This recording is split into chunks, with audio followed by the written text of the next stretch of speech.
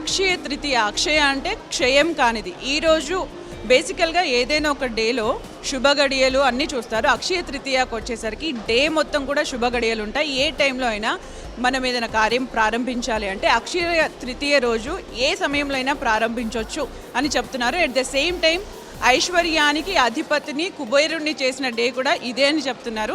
నమ్మకాలు ఏవైనా ఈరోజు మాత్రం లలిత జ్యువెలరీస్లో చాలా క్రౌడ్ కనిపిస్తోంది. మరి అక్షయ తృతీయ గురించి వాళ్ళకు అనుభవాలు ఏంటి, ఈరోజు షాపింగ్కి ఎక్స్పెషల్లీ ఎందుకు వచ్చారో వాళ్ళ మాటల్లోనే తెలుసుకుందాం. अक्षय तृतीया के बारे में आपको क्या पता है? एवरी ईयर आप बाई करते? एवरी ईयर कुछ ना कुछ डॉटर के लिए बाई करते, सिल्वर नहीं तो गोल्ड. 10 ईयर से इधर ही आ रहे. एवरी ईयर आते बोल रहे हैं आप, क्यों इधर ही आते एवरी ईयर? इधर प्राइस रीजनेबल रहता, क्वालिटी अच्छा रहता, डिजाइన్స్ ज़्यादा रहते, सर्विस भी अच्छा रहता. ఇక్కడ ఒక క్యూట్ కపుల్ ఉంది, వాళ్ళతో మాట్లాడదాం. ఈరోజు ఏం కొనడానికి వచ్చారు? అక్షయ తృతీయ కదండి, జనరల్గా షాపింగ్ చేసి ఒక మంచి ఐటెం తీసుకొని వెళ్దామని వచ్చాము.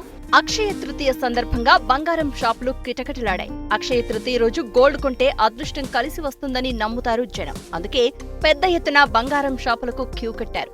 సెంటిమెంట్ గా భావించి ఉన్నంతలో ఎంతో కొంత గోల్డ్ కొన్నారు జనం. మహిళలే కాదు, పురుషులు కూడా గోల్డ్ కొనేందుకు ఇంట్రెస్ట్ చూపించారు. తాము ప్రతి ఏడాది అక్షయ తృతీయ రోజు బంగారం కొంటామని చెప్పారు. అక్షయ తృతీయ నాడు అన్ని శుభగడియలు ఉంటాయని, మహాలక్ష్మి అమ్మవారికి ఇష్టమైన రోజు గోల్డ్ తీసుకుంటే ఏ పని తలపెట్టినా కలిసి వస్తుందని నమ్ముతామంటున్నారు.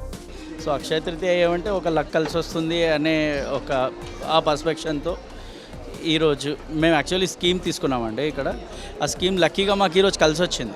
మాకైతే సెంటిమెంట్ అనమాట, ప్రతి ఇయర్ కొంటానండి. భవిష్యత్తులో గోల్డ్ రేట్ ఇంకా పెరుగుతుందని అంచనా వేస్తున్నారు షాపుల నిర్వాహకులు. తమ షాపులో తరుగు విషయంలో ఎలాంటి మోసాలు ఉండవని, ప్రతి దానికి బిల్ ఇస్తామని చెప్తున్నారు. పంజాగుట్ట లలిత జ్యువెలర్స్ మేనేజర్ మనతో పాటు ఉన్నారు, వారితో మాట్లాడదాం. అపార్ట్ ఫ్రమ్ అక్షయ తృతీయ మీరు ఎప్పుడు చెప్పేది ఏంటంటే డబ్బులు ఊరికే రావు, మీరిచ్చే క్లారిటీ ఏంటి అసలు కస్టమర్స్కి? అక్షయ తృతీయ సందర్భం అనే కాదు, నార్మల్గా కూడా మన ఎండి సార్ ఏం చెప్పారంటే ఫస్ట్ మీరు కంపేర్ చేయండి, గోల్డ్ ప్రైస్ ఎంత, వేస్టేజ్ ఎంత, దాని మీద వసూలు చేసే జిఎస్టీ ఎంత. సో దానికి క్లియర్గా సార్ మేమనేది అంటే మా ఎండి సార్ అనేది ఒక బుక్లెట్ అనేది వివరంగా అందులో పొందుపరిచారనమాట. ప్రజలకి గోల్డ్ అంటే తెలియని వాళ్ళకి కూడా సో గోల్డ్ ఇలా ఉంటుంది, దీని మీద వేస్టేజ్ ఎంత, ఇది జిఎస్టీ ఎంత, మీరు రేపు పొద్దున్న అమ్ముకున్నా సరే మీరు ఎంత దీంట్లో ప్రాఫిట్ వస్తుంది, ఇక్కడ మీరు నష్టపోవాల్సి ఉంటుంది. సో దీంట్లో మీరు ఎవరు తీసుకున్నా సరే ఆ వేస్టేజ్లో ఉంటుంది. సో అని క్లియర్ కట్గా అది మనకి ఒక 10 ఇయర్స్ నుంచి మనకు కంటిన్యూస్ చెప్తూనే ఉన్నారు. సార్ బేసికల్గా కొన్నప్పుడు ఎవరైనా మళ్ళీ ఎక్స్చేంజ్కి ఇక్కడికే వస్తామని వెళ్తూ ఉంటారు. మరి మీ దగ్గరకు వస్తే వాళ్ళకి ఏమైనా ఫెసిలిటీస్? 100%. ఇప్పుడు మనం ఆర్నమెంట్ ఏ విధంగా అయితే ట్రాన్స్పరెంట్గా ఉందో సో గోల్డ్ కూడా సో మన లేదా స్పెషల్గా అప్రైజర్స్ ఉన్నారు. సో వాళ్ళు ఏంటంటే ప్యూరిటీ అనలైజర్ మీద మిషన్ మీద చూపిస్తారు. సో దాని మీద వాల్యుయేషన్ చేస్తారు. హాల్ మార్క్ ఉంటే వెయిట్ ఇంటూ రేట్ వేస్తాము. సో హాల్ మార్క్ లేకపోతే దాని ప్యూరిటీ ఎంత ఉందో దాని వాల్యూ ఇస్తాము. చాలా మంది గోల్డ్ను భవిష్యత్ పెట్టుబడిగా భావిస్తున్నారు.